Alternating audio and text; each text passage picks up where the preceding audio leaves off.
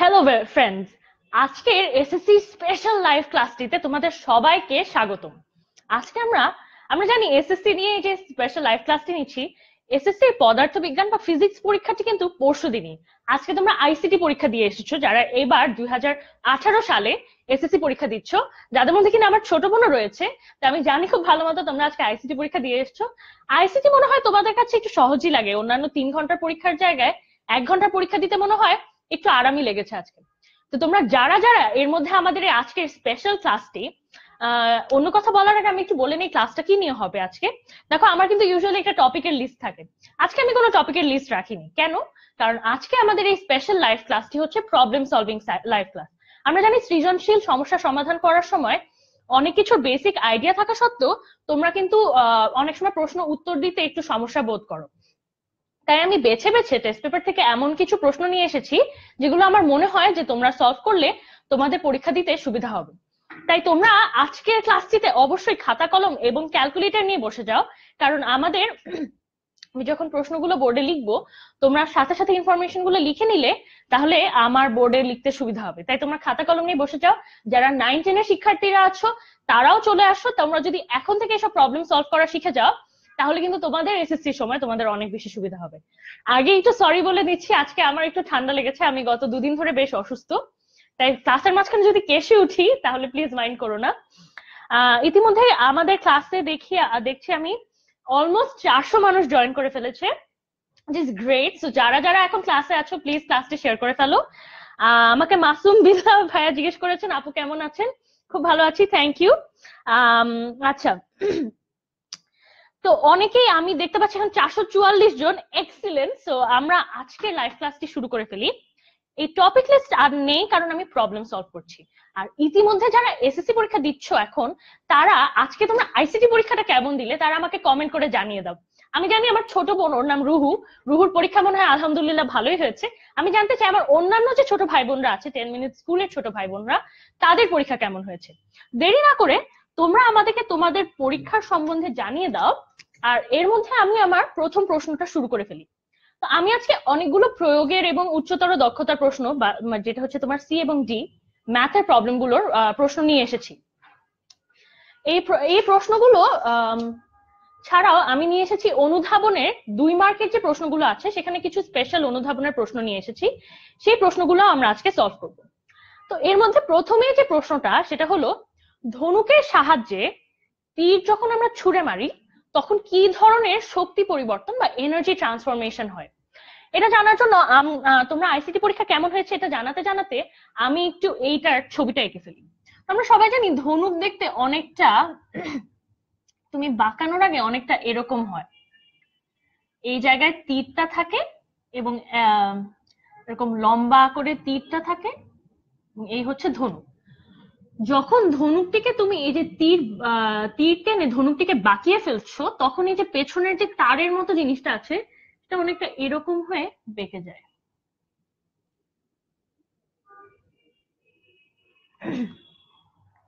ছবিটার দিকে তাকালে আমরা কিন্তু আমাদের প্রশ্নের উত্তর অর্ধেক বুঝে যাওয়ার কথা। যদি না বুঝে থাকো আমি এক্সপ্লেন করছি, ভয় পেও না। তো এখানে যেটা হচ্ছে যে আমরা জানি যান্ত্রিক শক্তি সম্পর্কে বা মেকানিক্যাল এনার্জি সম্পর্কে কিন্তু আমরা সবাই জানি। তো যান্ত্রিক শক্তি 2 ধরনের আছে, একটা হলো গতি শক্তি এবং আরেকটা হলো বিভব শক্তি। তো এখানে বেসিক্যালি যেটা হয় যে যখন আর্চার বা যিনি এই তীর ধনুক মারছেন, তিনি যখন তার শরীরের শক্তি ব্যয় করে, এই যে প্রথমে নর্মাল যেরকম থাকে, তিনি যখন তীরটাকে টেনে ধরছেন তখন তিনি কিন্তু দেখো এই যে ধনুকের যে সাধারণ আকারটা সেটা কিন্তু তিনি পরিবর্তন করছেন। এখানে ধনুকের আকার যেটা ছিল এখানে সেটা কিছুটা এক্সপ্যান্ড করে এবং এই জায়গাটা তো কমপ্লিটলি বাঁকা হয়ে যাচ্ছে। তাহলে এই যে ধনুকের আকার পরিবর্তন করতে তিনি যতটুকু কাজ করেছেন, সেটাই এই ধনুকের মধ্যে তার বিভব শক্তি বা পটেনশিয়াল এনার্জি হিসেবে স্টোর হয়ে গেল। তার বিভব শক্তি বা পটেনশিয়াল এনার্জি হিসেবে এই ধনুকটির মধ্যে সেই শক্তিটি জমা হয়ে গেল। তারপর তিনি যখন তীরটা ছুঁড়ে মারছেন, এই যে একটা বেগ সম্পন্ন, মানে একটা নির্দিষ্ট বেগ নিয়ে কিন্তু তীরটা খুবই জোরে ছুটে যাচ্ছে তার যে লক্ষ্যবস্তু সেই লক্ষ্যবস্তুর দিকে। তখন সে যে একটা বেগ পাচ্ছে, সেই বেগের কারণে তার এই বিভব শক্তিটা গতিশক্তি বা কাইনেটিক এনার্জিতে রূপান্তরিত হয়ে যাচ্ছে। তাহলে শক্তির যে রূপান্তরটা আমরা দেখতে পাচ্ছি সেটা হলো পটেনশিয়াল এনার্জি বা বিভব শক্তি থেকে কাইনেটিক এনার্জি বা গতি শক্তিতে। তাহলে এভাবে আমরা জেনে নিলাম যে ধনুকের সাহায্যে যখন আমরা তীরটা ছুঁড়ে মারছি তখন শক্তির কিরূপ রূপান্তর চলছে। তাহলে এই পর্যায়ে আমি দেখে নিতে চাই, ওয়াও, আমাদের ক্লাসে এখন 550 জন জয়েন করেছে। আচ্ছা, কেউ আমাকে অনেকেই রায়হান খান বলেছে নাইস। আচ্ছা, আমি কিন্তু তোমাদের জিজ্ঞেস করেছিলাম তোমাদের আইসিটি পরীক্ষা আজকে কেমন হয়েছে, তোমরা কি কেউ উত্তর দিয়েছো? আমি খুঁজে পাচ্ছি না আসলে। যদি কেউ উত্তর দিয়ে থাকো তাহলে আবার পারলে কমেন্টে জানিয়ে দাও যখন আমি দেখতে পাবো। আমি তো আসলেই জানতে চেয়েছিলাম তোমাদের আজকে আইসিটি পরীক্ষা কেমন হয়েছে। আচ্ছা ঠিক আছে, সমস্যা নাই। এখন আমরা চলে যাব আমাদের আজকের দ্বিতীয় প্রশ্নে, যেটা হলো ওই যে বস্তুর উপর তাপের প্রভাব, এই চ্যাপ্টার থেকে। তো প্রশ্নটা হলো যে ঘর্মাক্ত শরীরে বা যখন তোমার শরীর ঘেমে আছে সেই অবস্থায় ফ্যানের বাতাস কেন তোমার শরীরে বেশি ঠান্ডা অনুভব হয়? এই প্রশ্নটা বুঝে ওঠার আগে প্রথমেই একটা তোমরা ছোট্ট এক্সপেরিমেন্ট করে দেখতে পারো, যদি ব্যাপারটা তোমাদের কাছে সত্যি না মনে হয়। তুমি এক হাত পানি দিয়ে ভিজাবে এবং আরেক হাত শুকনা রাখবে। অবশ্যই আরেক হাত একদমই শুকনা রাখবে এবং আরেক হাত পানি দিয়ে কিছুটা ভিজিয়ে রাখবে। কিছুক্ষণ তারপরে তুমি ফ্যানের নিচে গিয়ে দাঁড়াবে, দেখবে যে হাতে তুমি পানি দিয়ে ভিজিয়েছো সেই হাতটা তোমার অবশ্যই বেশি ঠান্ডা লাগছে। তাহলে এটার কারণটা কি? তোমার হাতের আসলে ঘামটা কিভাবে কাজ করে, আমি খুব বিচ্ছিরি একটা হাতে গেছি, দেখতে একটা দানবের হাতের মতো লাগছে, তাই আমি মুছে দিই জিনিসটা। তোমরা ইমাজিন করে ফেলো যে তোমাদের হাতের মধ্যে যে ঘাম আছে বা ধরো শরীরের যে ঘাম আছে, ঘামের ব্যাপারটা আসলে কি, ঘাম কেন হয়? ঘাম হচ্ছে তোমার শরীরের উপর যখন যে এই যে ময়েশ্চারটা আছে, ঘামের যে তরলটা আছে, এই তরলটা আসলে তুমি কিন্তু দেখবে পানি তুমি হাত ভিজালেও কিছুক্ষণ পরে সেটা এভাপোরেট হয়ে যায় বা বাষ্পীভূত হয়ে যায়। তো এই এভাপোরেট হয়ে যাওয়ার কারণটা কি? ঘাম কি করে আসলে, ঘাম তোমার শরীরের যে তাপ রয়েছে সেই শরীরের তাপ কিছুটা শরীরের তাপ ব্যবহার করে সে বাষ্পে, জলীয় বাষ্পে পরিণত হয়ে যায়। অতএব তার মানে ঘাম হলে তোমার শরীর থেকে তখন যে তাপটা রয়েছে শরীরে, সেই শরীরের তাপটা আস্তে আস্তে মানে ওই কাজে ব্যবহার হয়ে যায়, যে ঘামকে যে বাষ্পীভূত করছে সেই কাজে শরীরে তাপটা ব্যবহার হয়ে যাচ্ছে। তাহলে এই তাপটা ব্যবহার হয়ে যাওয়ার কারণে তোমার শরীর ঠান্ডা হয়ে যাচ্ছে। এখন ফ্যানের বিষয়টা কোত্থেকে আসে? যখন এইসব ঘাম তোমার জলীয় বাষ্পে পরিণত হচ্ছে তখন এই ভারী জলীয় বাষ্পটা কিন্তু, যে ঘাম যে এভাপোরেট করলো সেটা তোমার শরীরের চারপাশেই থাকছে, তোমার অনেকটা অস্বস্তি লাগে। কিন্তু ফ্যান থাকলে যেটা হয়, ফ্যান এই বাষ্পটাকে তাড়াতাড়ি সরিয়ে নিয়ে এক্সকিউজ মি, এই বাষ্পটাকে তাড়াতাড়ি সরিয়ে নিয়ে গিয়ে তার জায়গায় ঠান্ডা বাতাস এনে দেয়। ফ্যান যে ঠান্ডা বাতাস আছে সেই ঠান্ডা বাতাসটা তোমার শরীরের চারপাশে চলে আসে, যেই কারণে ফ্যানে যদি তোমার শরীর ঘর্মাক্ত থাকে বা তোমার শরীর যদি ভেজা থাকে, ফ্যানের বাতাসে তুমি আরো বেশি, শুকনো শরীরের চেয়েও বেশি ঠান্ডা অনুভব করবে। তাহলে এই গেল আমাদের অনুধাবনের দ্বিতীয় প্রশ্ন। তৃতীয় প্রশ্নটা প্রায় আসে, যেটা তোমাদের বোধহয় এই বছরের বইয়ে এটা ডিরেক্ট এক্সপ্লেনেশন দেওয়া নেই, কিন্তু আমাদের বইয়ে ছিল। সেটা হলো একটা মোটা কাচের, মানে মোটা কাচের বোতল যে থাকে, মানে দুধের বোতলগুলো এরকম থাকে মোটা, এরকম মোটা একটা কাচের বোতলে তুমি যদি গরম পানি ঢেলে দাও, গরম পানি ঢেলে দিলে দেখা যায় অনেক সময় এই গ্লাস বোতলটি ফেটে যায়। এই কারণ, এটা কেন হয়? এই কারণটা যদি শিখতে চাই তাহলে আমাদের প্রথমে জেনে নিতে হবে, যেখানে এসব কাজ হয় সেখানে দেখা যায় ইউজুয়ালি কাচের দুই লেয়ার, ধরো এখানে আমি একটু তোমাদের দেখার সুবিধার্থে একটু দূরে দূরেই আঁকি, এরকম দুই লেয়ার কাচ থাকে। এরকম দুই লেয়ার কাচ থাকার কারণে যেটা হয়, সব বস্তুই তো গরমে কিছুটা প্রসারিত হয়, তাই না? যখন তুমি অনেক গরম পানি কাচের বোতলে ঢালছো তখন এই গরম পানির সংস্পর্শে এসে ভেতরের যে লেয়ারটা রয়েছে, এই যে ভেতরের যে লেয়ারটা, যেটাকে আমরা নীল কালি দিয়ে দেখিয়েছি, এই ভেতরের লেয়ারটা প্রসারিত হয়। কিন্তু একটা কথা তোমার মনে রাখতে হবে, সেটা হচ্ছে কাঁচ বা গ্লাস তাপের কুপরিবাহী, বা সে ভালো মতো, সে হচ্ছে একটা ব্যাড কন্ডাক্টর অফ হিট। তার মানে সে তাপ ঠিকমতো পরিবহন করতে পারে না। তাই গরম পানির সংস্পর্শে এসে ভেতরের লেয়ারটা যখন প্রসারিত হওয়া সত্ত্বেও এই গরম বা এই তাপটা কিন্তু এই বাইরের লেয়ারটাকে বাইরের লেয়ারটার সংস্পর্শে আসতে পারে না। অর্থাৎ এই তাপটা কাঁচ একটা কুপরিবাহী হওয়ার কারণে এই তাপটা সে বাইরের লেয়ারে পরিবহন করে নিয়ে যেতে পারে না। এই কারণে এখানে একটা অসমান প্রসারণ ঘটে।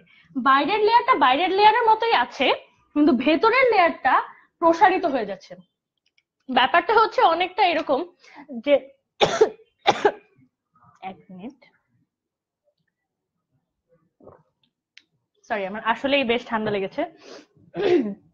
ব্যাপারটা অনেকটা এরকম যে যখন তুমি ধরো 2 বছর আগে তুমি খুব শুকনা ছিলে, তখন তোমার একটা খুব প্রিয় জামা রয়েছে, সেই জামাটা এখন ধরো 2 বছরের কোনো এক কারণে তুমি হঠাৎ অনেক মোটা হয়ে গিয়েছো, তুমি 10 কেজি ওজন গেইন করে ফেলেছো।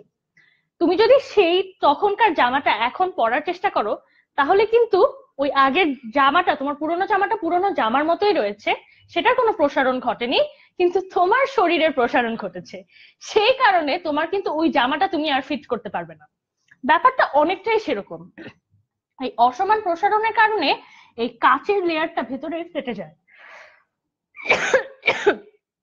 তোমরা যারা এখন ক্লাসটি জয়েন করেছো, আমরা দেখতে পাচ্ছি 550 লাইভ স্টুডেন্টস রয়েছে এখন যারা ক্লাসটি দেখছে। তোমরা প্লিজ ক্লাসটি শেয়ার করে ফেলো, যাতে এই গুরুত্বপূর্ণ প্রবলেম সলভ ক্লাসটি সবাই করতে পারে এবং এই প্রবলেমগুলোর সমাধান শিখে নিতে পারে।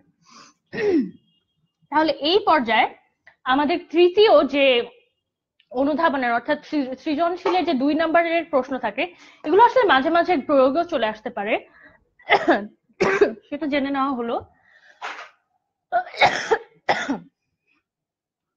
সরি, আসলে তোমাদের পরশুদিন এসএসসি পরীক্ষা থাকার কারণে আমি অসুস্থ হওয়া সত্ত্বেও ক্লাসটি নিতে এসেছি, কারণ আমি জানি এই ক্লাসের প্রবলেমগুলো সলভ করতে পারলে তোমাদের অনেক সুবিধা হবে। আচ্ছা, তো এর পরের যে প্রশ্নটি আমি নিয়ে এসেছি সেটা আমি মির্জাপুর ক্যাডেট কলেজের একটু সাইডে আঁকি, তাহলে আমার প্রশ্ন সমাধান করতে সুবিধা হবে। মির্জাপুর ক্যাডেট কলেজের একটা প্রশ্ন থেকে আমি পেয়েছি। প্রশ্নটি অনেকটা এরকম, একটা বস্তুকে মাটির থেকে 5 মিটার দূরত্বে, এই উচ্চতাটা হলো 5 মিটার। তোমরা যারা ক্লাসটি করছো তাদের কাছে আমার অনুরোধ, তোমরা যদি খাতা কলম নিয়ে বসে যাও, এই ডায়াগ্রামটা যদি তোমরা এঁকে ফেলো, তাহলে তোমাদের বাকি বোর্ডের সমাধানটা পরে দেখতে সুবিধা হবে এবং আমারও সমাধানটা করতে সুবিধা হবে। তাহলে এই উচ্চতাটা হলো 5 মিটার।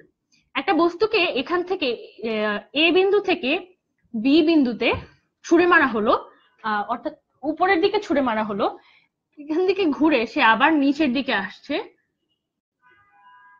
ধরে নিলাম পি বিন্দু থেকে ডি বিন্দুতে আসছে, যেটা হচ্ছে 3 মিটার, অর্থাৎ এতটুকু অংশ হলো 2 মিটার।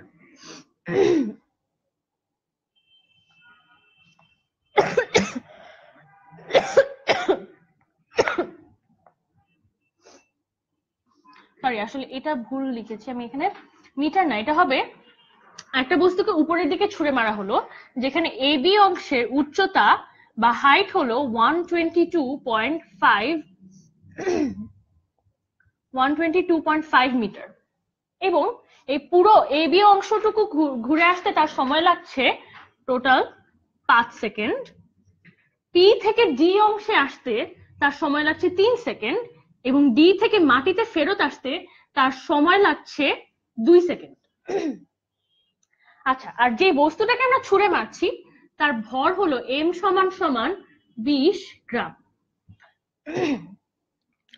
আচ্ছা, এখন আমাদের প্রথম প্রশ্ন হলো, এই যে ডি বিন্দুটি রয়েছে, এই ডি বিন্দুতে মোট যান্ত্রিক শক্তি বা মেকানিক্যাল এনার্জির মান কত? মোট যান্ত্রিক শক্তি বা মেকানিক্যাল এনার্জির মান কত? আচ্ছা, প্রথমে আমরা একটা জিনিস কিন্তু দেখে নিতে পারি, সেটা হচ্ছে, দেখো আমরা জানি উচ্চতা জনিত কারণে বা তুমি একটা বস্তুর অবস্থান পরিবর্তন করলে তার মধ্যে কিছুটা পটেনশিয়াল এনার্জি বা বিভব শক্তি স্টোর হয়। তাহলে এই যে ডি বিন্দুতে সে কিন্তু মাটি থেকে কিছুটা উচ্চতায় রয়েছে, কতটুকু উচ্চতা এটা আমরা জানি না। এই সময় এইখানে কিন্তু এই অংশটুকু আমরা জানি যে তার 2 সেকেন্ড লেগেছে ডি বিন্দু থেকে এখানে মাটিতে ফেরত আসতে। কিন্তু কিছুটা উচ্চতায় তার যে বিভব শক্তি রয়েছে, সেই বিভব শক্তি ছাড়াও সে যে এই পি বিন্দু থেকে কিছুটা দূরত্ব অতিক্রম করে এসেছে, এই গতিজনিত কারণে তার মধ্যে কিছুটা গতিশক্তিও কিন্তু স্টোরড হয়েছে।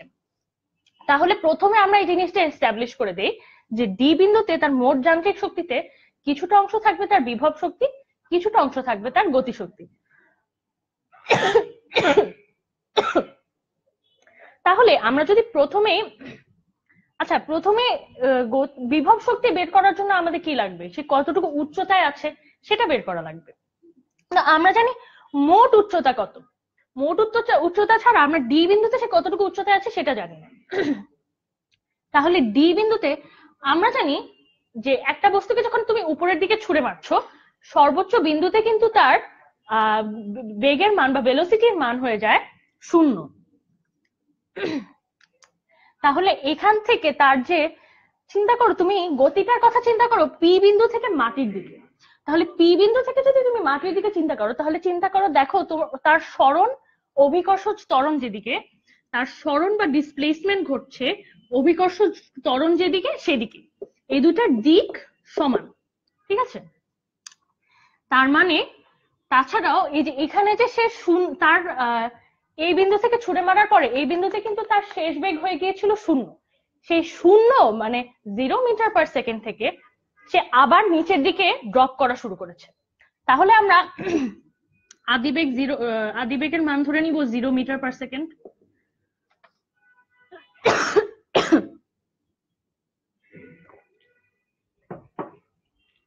অভিকর্ষ ত্বরণের মান আমরা জানি জি সমান 9.8 মিটার পার সেকেন্ড।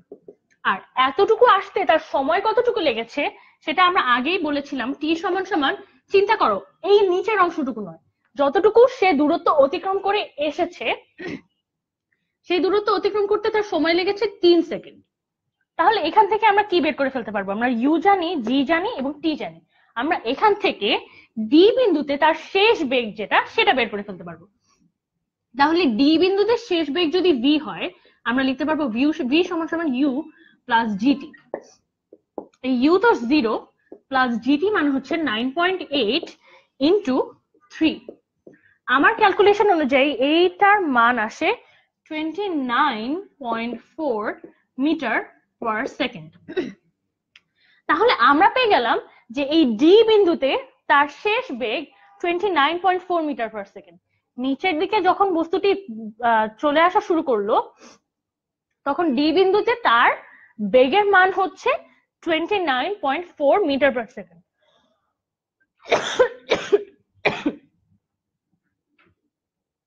এখন আমরা বের করতে চাই যে ডি বিন্দুতে সে কতটুকু উচ্চতায় রয়েছে। আমরা জানি উচ্চতা বের করার যে গতির যে 4টি সমীকরণ আমরা পড়েছি, সেখান থেকে উচ্চতা বের করার সমীকরণটি আমরা পড়েছিলাম h সমান ut প্লাস হাফ জি টি স্কোয়ার। দেখো এখানে আমরা আগেই বের করেছিলাম যে এইখান থেকে যেহেতু আসছে তার আদি বেগের মান হচ্ছে 0, তাহলে এই পুরো অংশটাই 0 হয়ে যাবে, এই যে এই পুরো অংশটাই 0 হয়ে যাবে, প্লাস হাফ 9.8, আর এতটুকু দূরত্ব অতিক্রম করতে তার সময় লেগেছে 3 সেকেন্ড, তাহলে 3 স্কোয়ার। এইটা যদি এখানে আমরা মান বসালে আমরা পাবো 44.1 মিটার। ক্যালকুলেশন গুলো আমি খুব তাড়াহুড়া করেছি, যদি কোনো ধরনের ক্যালকুলেশনে মিস্টেক হয় তোমরা অবশ্যই কমেন্ট সেকশনে আমাকে জানিয়ে দিবে। আমি তাহলে হ্যাঁ, অনেকে আমাকে জানিয়ে দিয়েছে, এর আগেরটা আমাকে জানিয়েছে দেবল শর্মা, দেলওয়ার হোসেন 29.4। আমি দেখছি আমাদের অক্সফোর্ড থেকে আমাদের শামির মুনতাজির ভাইয়াও কিন্তু আমাদের ক্লাসটি জয়েন করেছেন। ওয়েলকাম শামির ভাইয়া, হোপ আপনার ক্লাসটি ভালো লাগছে। তাহলে এই পর্যায়ে আমরা জেনে নিলাম যে ডি বিন্দুতে সে 44.1 মিটার দূরত্ব সে কিন্তু অতিক্রম করে এসেছে। এই ব্যাপারটি খুব খেয়াল রাখবে, এখানে এই h সমান 44.1 মিটার, এটা আসলে কিসের উচ্চতা বা কিসের দূরত্ব এটা বোঝাচ্ছে, কতটুকু সরণ এটা বোঝাচ্ছে, এটা কিন্তু আসলে সরণ বের করার একটা সমীকরণ।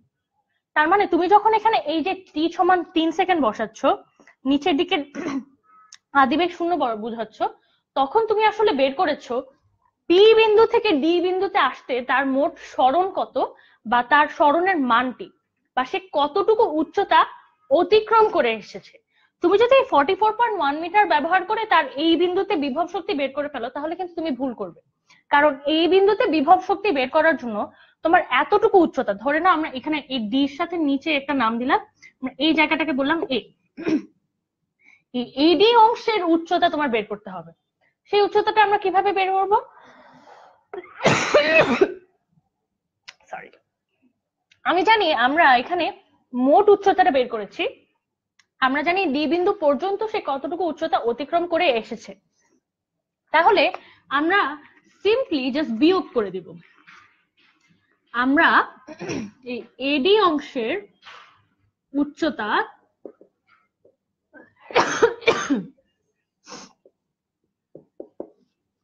বের করলে এখানে জাস্ট তুমি যেটা বের করবে সেটা হচ্ছে 122.5 মাইনাস আগের উচ্চতা ছিল 44.1 মিটার। তাহলে এখানে উচ্চতা চলে আসে 78.4 মিটার। বড় করে লিখলাম যাতে তোমাদের দেখতে সুবিধা হয়। তাহলে আমরা সাকসেসফুলি বের করতে পেরেছি এডি অংশে সে কতটুকু উচ্চতায় বস্তুটি এখন আছে। তাহলে এই 78.4 হচ্ছে আমাদের হাইট। তাহলে দেখো আমরা এর আগে এই অংশের যে শেষ বেগ বা ভি এর মানটি আমরা বের করে ফেলতে পেরেছিলাম, যে ডি বিন্দুতে তার বেগের মানটি কত, আমরা সেটা পেয়েছিলাম 29.4 মিটার পার সেকেন্ড। এখন মোট যান্ত্রিক শক্তি বের করার সব তথ্যই কিন্তু আমাদের কাছে আছে। মোট যান্ত্রিক শক্তির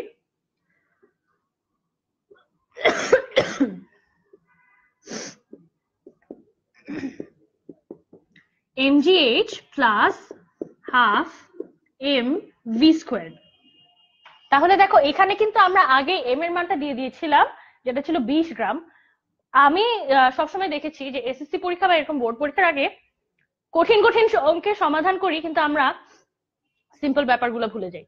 যেমন এই যে 20 গ্রামটি দেওয়া আছে, এটা কিন্তু অবশ্যই তোমাকে কিলোগ্রামে কনভার্ট করে নিতে হবে। ব্যাপারটা খুবই সিম্পল আমি জানি, কিন্তু এই জিনিসটা ভুল করার কারণে কিন্তু অনেক বড় বড় ম্যাথ আমরা ভুল করে দিয়ে আসি।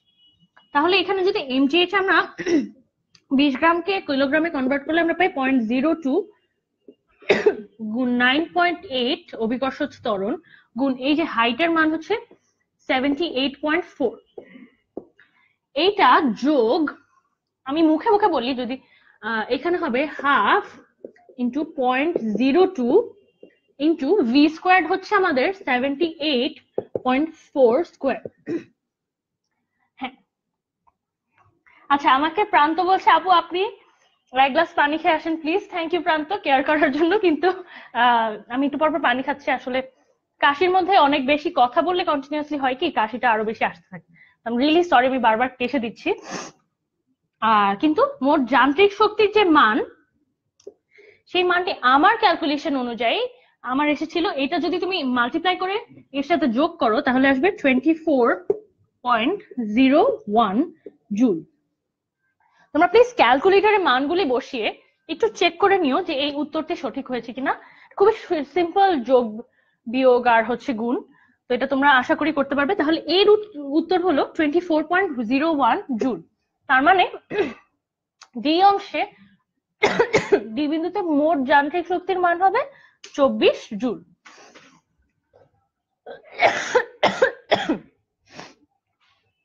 আচ্ছা,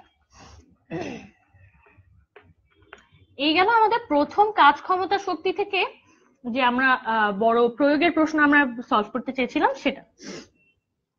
তাহলে এরপরে আমরা জেনে নিতে চাই আমাদের পরের প্রশ্নটা কি।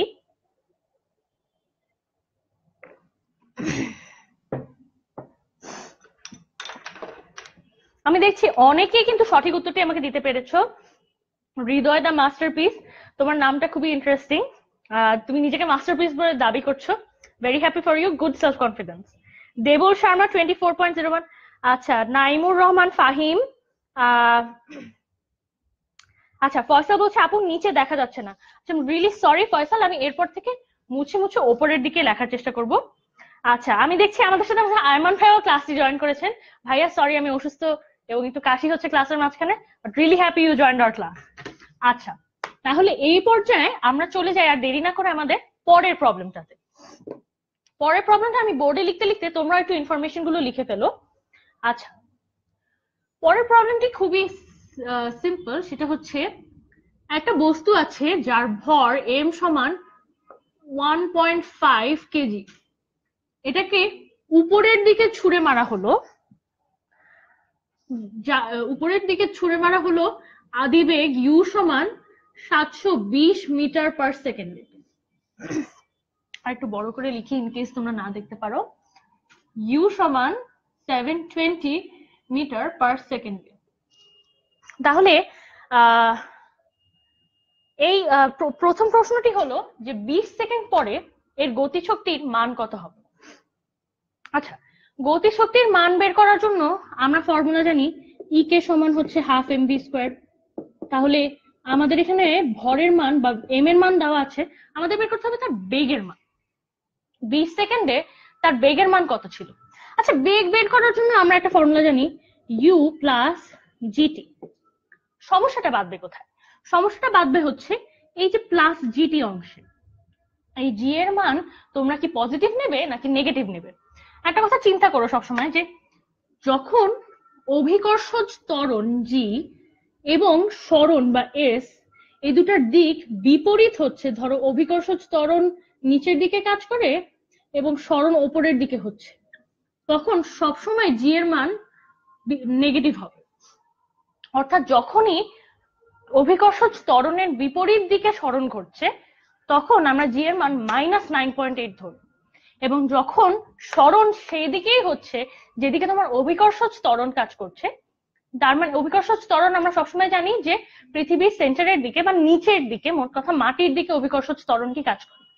তাহলে এখানে বস্তুটিকে তুমি উপরে ছুঁড়ে মেরেছো না, তারপরে সর্বোচ্চ উচ্চতায় উঠে একটা সর্বোচ্চ উচ্চতা সে উঠতে পারবে, সেই উচ্চতায় উঠে সেই বস্তুটা কিন্তু আবার মাটির দিকে পড়া শুরু করবে।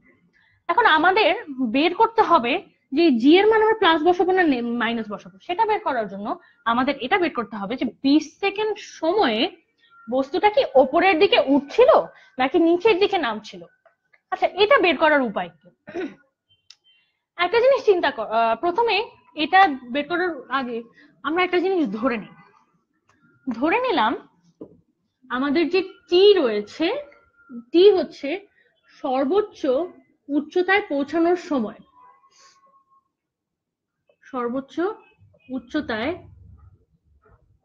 সরি আমার হ্যান্ডরাইটিংও খুব খারাপ হচ্ছে, উপরের দিকে পৌঁছানোর সময়। তার মানে তুমি এই বস্তুটি সর্বোচ্চ যতটুকু উচ্চতায় উঠতে পারবে, সেই সর্বোচ্চ উচ্চতায় উঠার সময়টি হচ্ছে টি।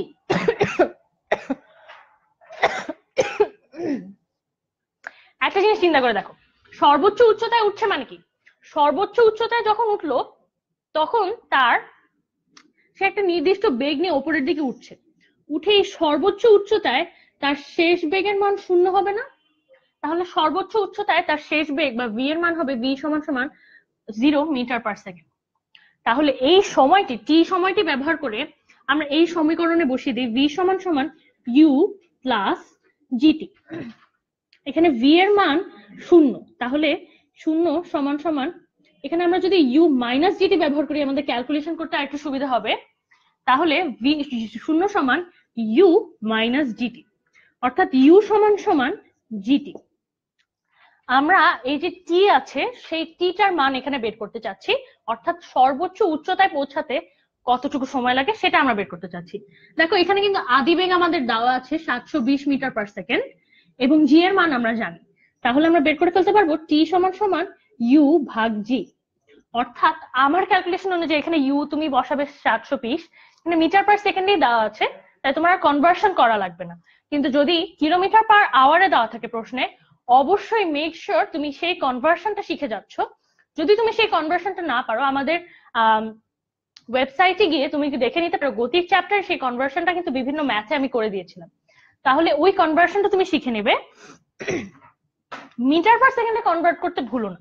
তাহলে এখানে মানটি বসিয়ে দিলে আমরা উত্তর পাবো 73.469 সেকেন্ড। তার মানে সর্বোচ্চ উচ্চতায় পৌঁছাতে তার 73 পয়েন্ট সামথিং সেকেন্ড সময় লাগছে।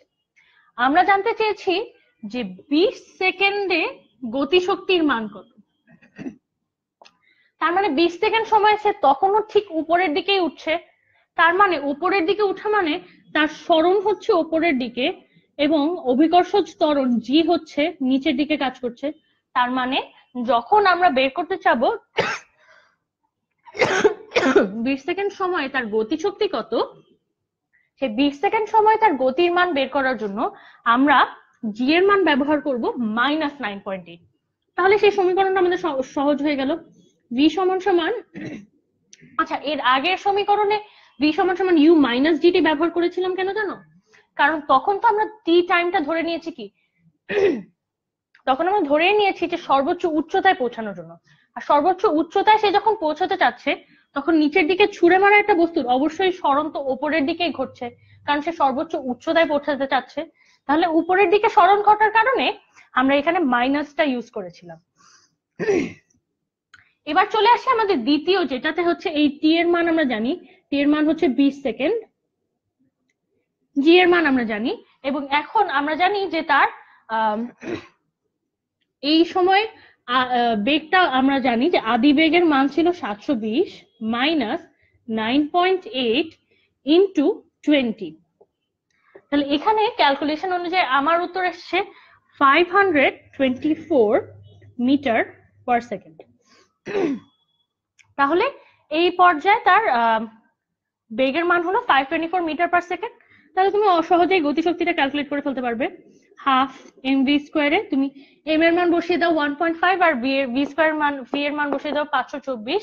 এখান থেকে আমি পেয়েছি, আমার উত্তর এসেছে ই কে সমান সমান 205,932। তোমরা প্লিজ আমাকে কমেন্টে জানিয়ে দাও যে আমার উত্তরটা কি সঠিক নাকি ভুল। তোমাদের যাদের যাদের আমার মতো উত্তরটি এসেছে তোমরা আমাকে কমেন্টে জানিয়ে দাও যে আমার উত্তরটি সঠিক এসেছে নাকি আমি কোনো কিছু ভুল ক্যালকুলেট করেছি এই অসুস্থ অবস্থায় ক্যালকুলেট করতে গিয়ে। তাহলে এই ছিল আমাদের এই যে 20 সেকেন্ড সময়ে তার গতিশক্তির মান।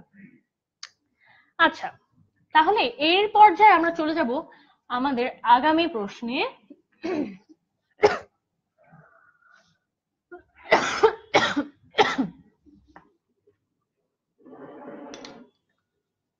আচ্ছা, তাহলে এবারের আমার প্রশ্নটা যেটা, সেটা কিন্তু আমার কাছে খুবই ইন্টারেস্টিং লেগেছে, আমার খুবই পছন্দের একটা প্রশ্ন। আচ্ছা, প্রশ্নটা হচ্ছে কিছুটা এরকম,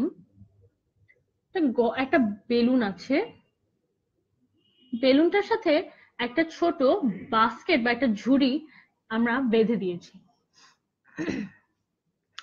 এই বাস্কেট আর বেলুনের মোট ভর এম সমান সমান 60 কেজি, অর্থাৎ 60 কেজি, কারণ এটা অনেক ভারী, একটা বড় একটা বেলুন নিয়েছি। সেই বড় বেলুনটার ভেতরে রয়েছে গরম বাতাস, যেটা আমি লাল কালি দিয়ে লিখছি।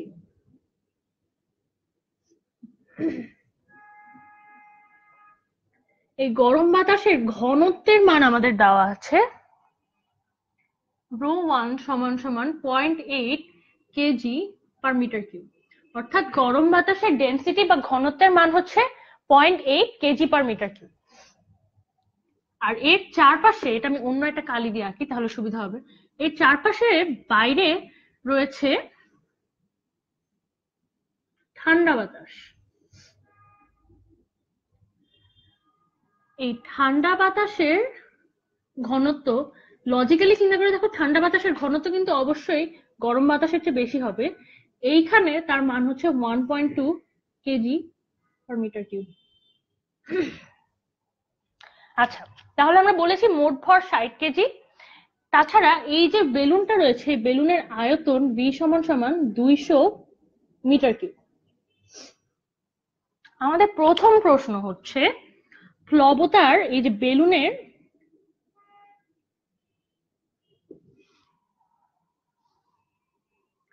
বেলুনের ওপর প্লবতার মান কত, বুয়েন্সি বা প্লবতার মান কত।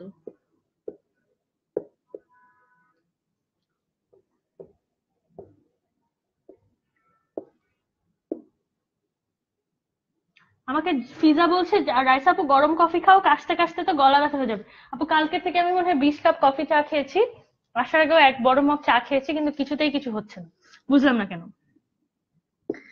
বেলুনের প্লবতার মান কত? থ্যাংক ইউ এভরিওয়ান, তোমরা আমার স্বাস্থ্য নিয়ে এত টেনশন করছো, আমার খুবই ভালো লাগছে ব্যাপারটা। অসুস্থ হয়ে লাইভ ক্লাস নেওয়াটাও খুবই মজা লাগছে, এই কারণে কাশতে কাশতে আমার অবস্থা খারাপ। বেলুনের প্লবতার মান কত? আমরা আজকে এখন বুয়েন্সি বা প্লবতার মানটা বের করতে চাচ্ছি। চিন্তা করো, একটা যে কোনো বস্তুর ওপর প্লবতা বা বুয়েন্সিটা ওপরের দিকে কাজ করে, তাই না? তো ওপরের দিকে কাজ করলেও এই প্লবতার যে মানটা রয়েছে, সেই মানটা কিসের সমান?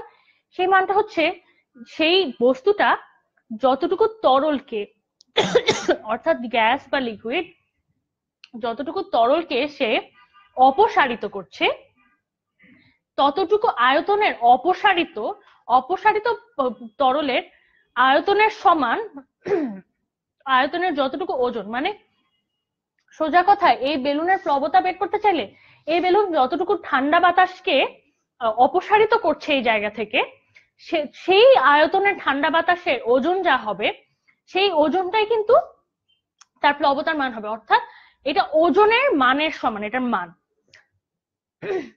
তাহলে চিন্তা করে দেখো, এখানে আমরা প্রথমেই বের করে নিতে চাই যে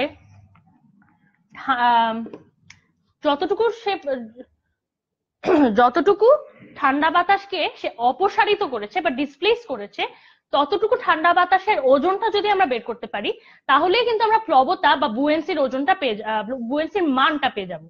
অর্থাৎ বুয়েন্সি ওপরের দিকে কাজ করে, কিন্তু ওজন কিন্তু নিচের দিকে কাজ করে, কিন্তু এই দুটোর মান সমান। অর্থাৎ যতটুকু ঠান্ডা বাতাসকে সে অপসারিত করছে, ততটুকু আয়তনের ঠান্ডা বাতাসের ওজনের সমান হবে। ওজন, নট ভর, ওজনের সমান হবে তোমার এই বেলুনটার প্লবতার মান। তাহলে দেরি না করে আমরা বের করে ফেলি। প্রথমে যতটুকু ঠান্ডা বাতাসকে সে অপসারিত করছে, ওজন বের করার জন্য তার ভর এমটা আমাদের লাগবে। তাহলে এম আমরা কিভাবে বের করব?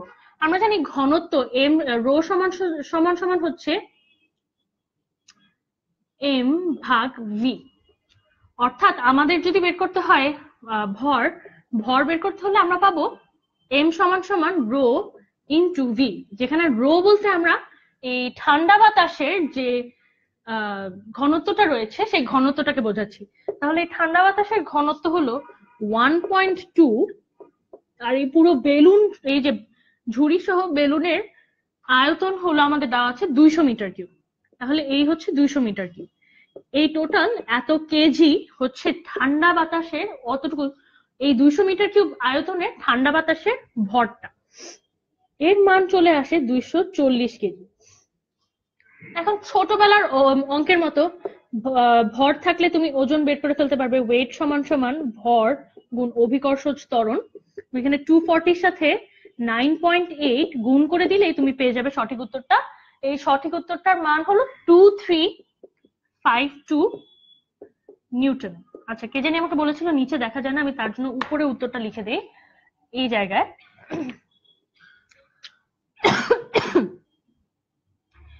এই প্লবতার মান বা বুয়েন্সি মান হচ্ছে প্লবতা সমান সমান ওজন। আমি শর্টকাটে লিখছি, তার মানে এটা কিন্তু বুঝে নিও না যে প্লবতা আর ওজন একই জিনিস। মানের দিক থেকে প্লবতার ওজন এখানে মান হচ্ছে 2352 নিউটন।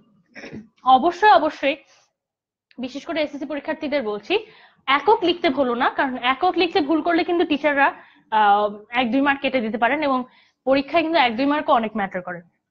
তাহলে এই ছিল আমাদের বেলুনের প্লবতার মান। এই প্লবতার মান আমরা পেয়ে গিয়েছি 2352 নিউটন। প্লবতার মান হচ্ছে 23, এখানে আমি মুছে দিয়ে পরবর্তী প্রশ্নটা লিখে দিই। ওপরে লেখা থাকলো আমাদের প্লবতার মান হচ্ছে 2352 নিউটন। আচ্ছা, নাইমুর বলছে ওখানে দেখা যায় না। ভাইয়া কোন জায়গাটাতে দেখা যাচ্ছে না একটু স্পেসিফিক্যালি বললে আমি আসলে ওই জায়গাটায় লিখতাম না। আচ্ছা, আমি বোধহয় কোথাও 12 লিখেছিলাম, সেটা 1.2 হবে। বুঝে নিও যে 1.2টা গিভেন ইনফরমেশন, যে ঘনত্ব, এই ঠান্ডা বাতাসের ঘনত্ব কত, 1.2 কেজি পার মিটার কিউব। তাহলে এই গেল আমাদের প্রয়োগের প্রশ্নটা। উচ্চতর দক্ষতায় আমাদের যে প্রশ্নটা রয়েছে সেটা হলো সর্বোচ্চ কতটুকু ভর বেলুনটি নিতে পারবে। আমাদের ডি এর প্রশ্নটা হলো সর্বোচ্চ কত ভর বেলুন নিতে পারবে। আচ্ছা, এটার জন্য এই প্রশ্ন উত্তর দেওয়ার জন্য আমাদের একটা জিনিস ধরে নিতে হয়, সেটা হচ্ছে তুমি তোমার বডি ওয়েট অর্থাৎ তোমার নিজের যে ভর রয়েছে ততটুকু ভরেরই ম্যাক্সিমাম তুমি ক্যারি করতে পারবে। তোমার বডি ওয়েটের চেয়ে বেশি অনেকেই পারে যে তার নিজের বডি ওয়েটের চেয়ে বেশি লোড সে ক্যারি করতে পারে, কিন্তু এই সাথে আমরা ধরে নিচ্ছি বেলুনের নিজের যে ভর, বেলুনের ভেতর বাতাস সহ বেলুনের নিজের যে ভর, সেই ভরের সমান ভর সে সর্বোচ্চ ক্যারি করতে পারবে। আমি যে এখানে ভর সমান 60 কেজি লিখেছি, সেই 60 কেজিটা কিন্তু খালি বেলুন এবং খালি বাস্কেটের, মানে এই ভেতরের যে গরম বাতাস রয়েছে তারও তো কিন্তু একটা ভর রয়েছে, তারও একটা ওজন রয়েছে, সেটাকে কিন্তু আমরা কাউন্ট করিনি। আসলে এখন আমরা সেটা সহ এই পুরো ব্যবস্থাটা, পুরো সিস্টেমটার একটা ভর বা ওজন, ভর এবং ওজন দুটোই ক্যালকুলেট করে ফেলি। তাহলে গরম বাতাস ভর্তি বেলুনটার ভরকে যদি আমি m1 দিয়ে চিহ্নিত করি, আমি এখানে পুরো কথাটা লিখলাম না, m1 মানে হচ্ছে গরম বাতাস ভর্তি পুরো বেলুনটা। এই গরম বাতাস ভর্তি পুরো বেলুনটার ভর হচ্ছে তার আয়তন গুণ তার ঘনত্ব, যেটা হচ্ছে 0.8, মানে 160 কেজি। দেখি আমাকে নাইমুর জানিয়েছে নাকি কোথায় লিখতে পারবো না। আচ্ছা আচ্ছা, না ঠিক আছে, তাহলে ভরটা প্রথমে আমরা পেয়ে গেলাম 160 কেজি। এই 160 কেজি হচ্ছে গরম বাতাস ভর্তি বেলুনের ভরটি। আচ্ছা, এরপর আমরা বের করতে চাই যে যতটুকু ঠান্ডা বাতাসকে সে অপসারিত করে এসেছে, অর্থাৎ ডিসপ্লেসড যে ঠান্ডা বাতাসটা, ডিসপ্লেসড কোল্ড এয়ারের ভর কত, সেটাকে আমরা m2 দিয়ে চিহ্নিত করছি।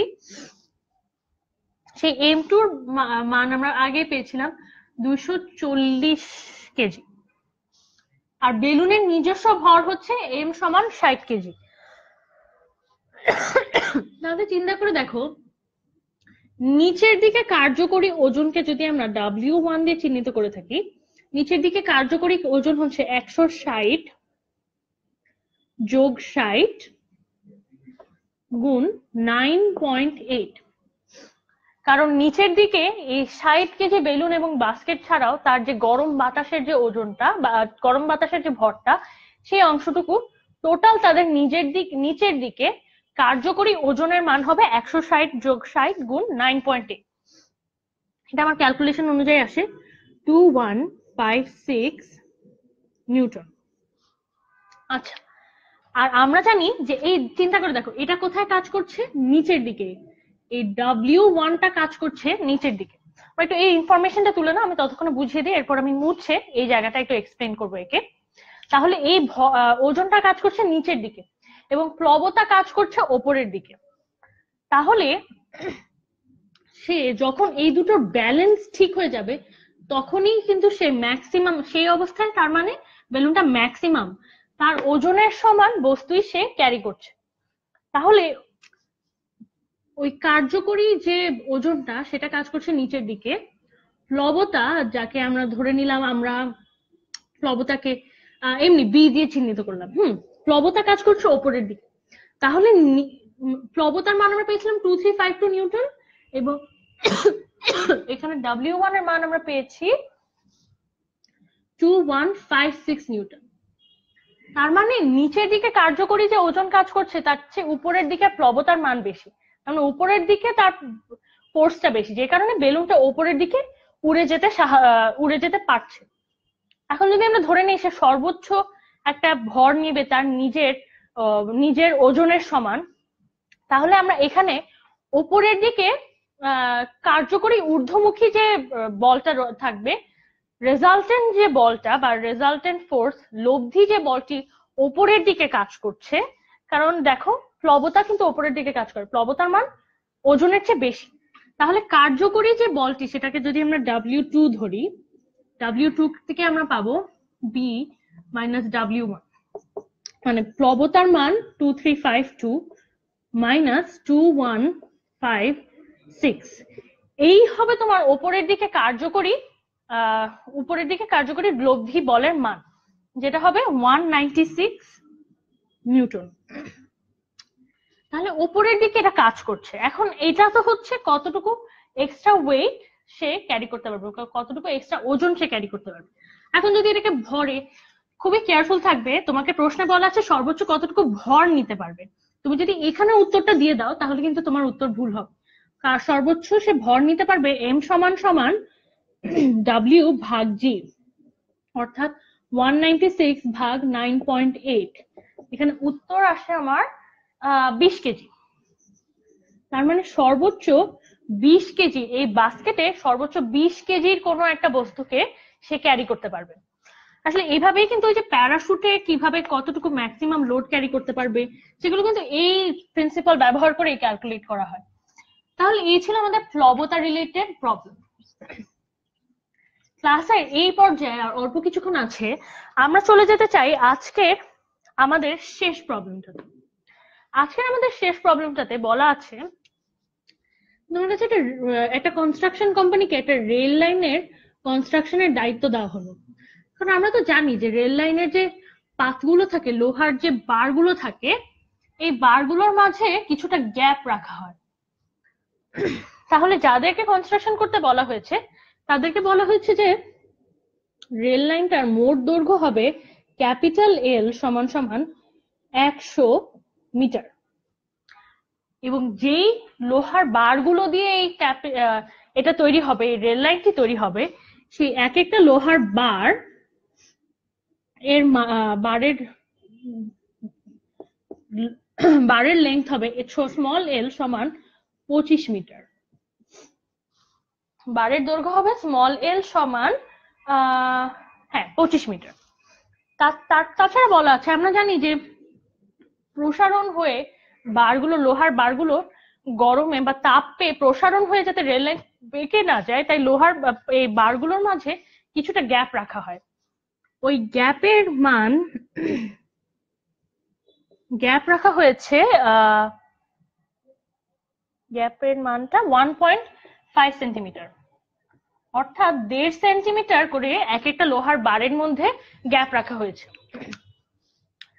এখন প্রশ্ন হলো যে যদি দৈর্ঘ্য প্রসারণ সহগ, যার মান হচ্ছে, এখানে লিখলে হয়তো দেখা যায় না, উপরে লিখি, দৈর্ঘ্য প্রসারণ সহগ আলফা এর মান যদি হয় 12 ইন্টু 10⁻⁻6 পার কেলভিন, তাহলে 25 ডিগ্রি সেলসিয়াস তাপমাত্রার, ধরে নিলাম এই জায়গায় লিখি থিটা ডেল থিটা, অর্থাৎ তাপমাত্রার যে পার্থক্যটা, মানে 25 ডিগ্রি সেলসিয়াস তাপমাত্রার যদি বৃদ্ধি ঘটে, আগের তাপমাত্রার চেয়ে 25 ডিগ্রি সেলসিয়াস যদি তার তাপমাত্রা বৃদ্ধি ঘটে, তাহলে আমাদের এই রেল লাইনটাকে চড়া কি সেফ হবে? মানে তখন কি লোহার বারগুলো এতই প্রসারিত হবে যে বেঁকে যাচ্ছে, নাকি এখানে আমরা এই রেল লাইন আমরা সহজেই স্বাচ্ছন্দ্যে ব্যবহার করতে পারবো? তাহলে এই ছিল আমাদের প্রশ্ন। এখন চিন্তা করো, এই ব্যাপারটা, এই প্রশ্নের উত্তর দেওয়ার জন্য আমাদের কি লাগবে? আমাদের লাগবে যে এই 25 ডিগ্রি সেলসিয়াস তাপমাত্রা বৃদ্ধি করার জন্য এতটুকু দৈর্ঘ্য প্রসারণ সহগের মান নিয়ে এই লোহার বারগুলো কি এতটাই প্রসারিত হয়ে যাবে যে এই গ্যাপটাকেও সে ক্রস করে যাচ্ছে। কারণ এই গ্যাপের ভেতর থাকলে কিন্তু আমরা সেফ। এই গ্যাপের ভেতর থাকলে এই লোহার বারগুলো প্রসারিত হয়ে গ্যাপগুলোকে কমিয়ে দিচ্ছে, কিন্তু একটা একটার সাথে লেগে একদম বেঁকে যাওয়ার চেষ্টা করছেন। তাহলে অ্যাজ লং এজ এই যে এই লোহার বারের প্রসারণের মান, বা ধরো এই যে L2 মাইনাস L1, যেখানে আমরা এইখানে যদি আমরা L1 ধরে নিই, এটাকে L2 হচ্ছে প্রসারণ ঘটার পরে, তাপের কারণে প্রসারণ ঘটার পরে এই লোহার বারগুলোর দৈর্ঘ্য। তাহলে L2 মাইনাস L1 যতক্ষণ না পর্যন্ত 1.5 সেন্টিমিটারের কম, ততক্ষণ পর্যন্ত আমরা সেফ। তাহলে আমাদের বের করে নিতে হবে L2 মাইনাস L1 এর মান কত। এই প্রশ্নটা আমরা পেয়ে যাবো হচ্ছে এই যে দৈর্ঘ্য প্রসারণ সহগ আলফা, এই আলফার ফর্মুলা আমরা জানি L2 মাইনাস L1 গুণ আদি যে দৈর্ঘ্যটা ছিল L1 গুণ ডেল থিটা। আচ্ছা, এখানে একটা খুবই ইন্টারেস্টিং ব্যাপার আছে, সহজ মনে হলো প্রশ্নটার কিছু ট্রিক্স আছে। তোমাকে কিন্তু ডেল থিটার মানটা দিয়ে দিয়েছে 25 ডিগ্রি সেলসিয়াস, অর্থাৎ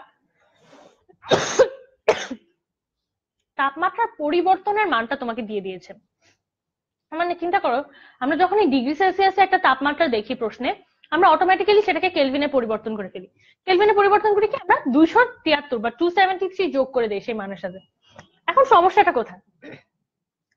একটা জিনিস কি জানো, যে ডিগ্রি সেলসিয়াসে চেঞ্জ আর কেলভিনের চেঞ্জ যে সমান, অর্থাৎ পরিবর্তনের মানের ক্ষেত্রে 1 ডিগ্রি সেলসিয়াস বৃদ্ধি যা বোঝায় 1 কেলভিন বৃদ্ধিও একই জিনিস বোঝায়। তার মানে এই না যে 1 কেলভিন এবং 1 ডিগ্রি সেলসিয়াস সমান, নো, এটা বোঝায় না। বোঝায় যে বৃদ্ধির যে মানটা বা বৃদ্ধির যে পোর্শনটা, সেই পোর্শনটা সমান। অর্থাৎ তোমাকে যখন প্রশ্নে বলে দিয়েছে যে ডেল থিটা বা চেঞ্জ অফ টেম্পারেচার, তাপমাত্রার পরিবর্তন, তাপমাত্রার বৃদ্ধির মান হচ্ছে 25 ডিগ্রি সেলসিয়াস, অর্থাৎ বৃদ্ধির মানটাই তোমাকে দিয়ে দিয়েছে। তুমি যদি এটাকে এখন কেলভিনে রূপান্তরিত করতে চাও তাহলে কিন্তু তুমি ভুল করবে। অবশ্যই প্রশ্নে এই জিনিসগুলোর প্রতি আমাদের খেয়াল রাখতে হবে যে কখন পরিবর্তনের মানটা বা পরিবর্তিত অংশের মানটা দেওয়া আছে বা বৃদ্ধির অংশটুকু দেওয়া আছে, এবং কখন তোমাকে দুটো তাপমাত্রা বলে দিচ্ছে, সেগুলোকে তোমাকে কেলভিনে কনভার্ট করে এরপরে তোমার এই পার্থক্যটা বের করা লাগবে। তাহলে আসলে দেরি না করে আমরা এখানে আমরা জানতে চাই কি, আমরা L2 মাইনাস L1 অর্থাৎ কতটুকু অংশ বৃদ্ধি হচ্ছে সেটা জানতে চাই। তাহলে আমরা এখানে আলফার মানটা জানি, আমরা L2 মাইনাস L1 এ বসিয়ে দেব। আলফা সমান হচ্ছে 12 into 10 to the power minus 6 গুণ 25, কারণ এটা এদিকে চলে গেলে। L1 এর মান ছিল আমাদের 25 মিটার এবং ডেল থিটার মানও আমাদের 25। তাহলে এখান থেকে আমরা ক্যালকুলেট করে পেয়ে যাব, এই জায়গাটা যদি একটু মুছে দিই, L2 মাইনাস L1 এর মান হচ্ছে 7.5 into 10 to the power minus 3 metre, যার মানে 0.75 সেন্টিমিটার। তাহলে দেখো যে 0.75 সেন্টিমিটার, এটা কিন্তু 1.5 সেন্টিমিটার হচ্ছে ছোট। অর্থাৎ এই গ্যাপের ভেতরেই কিন্তু প্রসারণ হয়ে বারগুলো থেকে যাচ্ছে। তার মানে বারগুলো এতটাই প্রসারিত হচ্ছে না যে এই গ্যাপকে অতিক্রম করে রেল লাইন বেঁকে যাওয়ার কোনো সম্ভাবনা রয়েছে। তার মানে এই প্রসারণ, দৈর্ঘ্য প্রসারণ সহ এই ধরনের তাপমাত্রা বৃদ্ধি হলে, 25 ডিগ্রি সেলসিয়াস তাপমাত্রা বৃদ্ধি হলে আমরা রেল লাইনে চড়তে আমাদের কোনোই অসুবিধা হবে না, আমরা স্বাচ্ছন্দ্যে রেল লাইনটা ব্যবহার করতে পারবো। তাহলে এই ছিল আজকের ক্লাসের সব প্রবলেমের সমাধান। আমি আই হোপ সৃজনশীল এই প্রবলেমগুলোর সমাধান করে তোমাদের প্রিপারেশন, আমি তোমাদের প্রস্তুতিতে কিছুটা সাহায্য করতে পেরেছি। যারা 9-10 এ আছো, আশা করি তোমরা নতুন কিছু একটা শিখতে পেরেছো এখান থেকে। আমাদের এসএসসির জন্য কিন্তু ওয়েবসাইটে আমাদের অনেক হিউজ একটা সেকশন রয়েছে, আমাদের ভিডিও লাইব্রেরি রয়েছে, স্মার্ট বুক রয়েছে। তাই তোমার পরশুদিনের পরীক্ষা বা সামনের অন্যান্য যে কোনো বিষয়ের পরীক্ষার জন্য তোমার যদি কোনো ধরনের রিসোর্স প্রয়োজন হয়, তোমরা অবশ্যই আমাদের ওয়েবসাইটটি ঘুরে আসতে পারো। ইন্টারনেটে, ফেসবুকে তুমি যতক্ষণ টাইম স্পেন্ড করছো, এর মধ্যে তুমি যদি কিছুক্ষণ এই প্রস্তুতির জন্য সময়টা ব্যয় করো, তাহলে কিন্তু তোমার প্রস্তুতি আরো পোক্ত হয়ে যাবে। তাহলে আমাদের 10 মিনিট স্কুলের ওয়েবসাইটে গিয়ে তোমরা দেখে নিতে পারো আমাদের এসএসসি এর জন্য কি কি কন্টেন্ট রয়েছে। আজকে আমি সেকেন্ড ক্লাসটা যদি করতে পারি, এই জন্য এখন আর কথা না বাড়িয়ে এখানেই বিদায় তোমাদেরকে। আশা করছি 9টার ক্লাসে তোমরা সবাই উপস্থিত থাকবে।